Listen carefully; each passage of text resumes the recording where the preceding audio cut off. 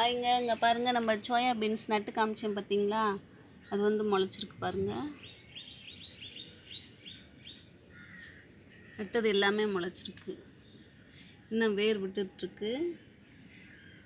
நம்ம அப்படியே போட்டு விட்டோம்ல, அதை வந்து அப்படியே முளைச்சிருச்சு.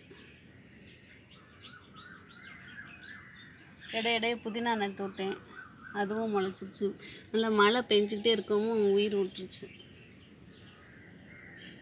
இன்னும் முளைக்காது கூட முளைக்குது பாருங்கள். இந்த டயத்தில் நம்ம வந்து கீரை விதையெல்லாம் வந்து கடையில் கிடைக்கும், அது வாங்கி வச்சு விட்டோம்னா நம்ம வீட்டு தேவைக்கு வந்து கீரையை நம்ம வந்து அறுவடை பண்ணிக்கலாம். அப்பப்போ 15 நாளில் நம்ம வந்து அறுவடை பண்ணுற மாதிரி எல்லாம் கீரைகள் இருக்குது. இந்த பச்சை பொன்னாங்கண்ணி இது மாதிரி கீரை எல்லாம் வந்து உடனே நம்ம போட்ட உடனே வந்துடும். வந்தோடனே நம்ம பறிச்சுக்கலாம், கட் பண்ணி எடுத்துக்கலாம், இல்லாட்டி வேரோட கூட பறிச்சுக்கலாம்.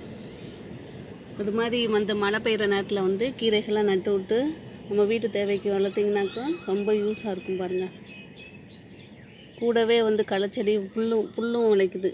கொஞ்சம் பெருசாக வெட்டி புல் தனியாக நம்ம பறித்து விட்டோம்னா அந்த சத்துக்கள்லாம் வந்து இந்த செடிகளுக்கு வரும்.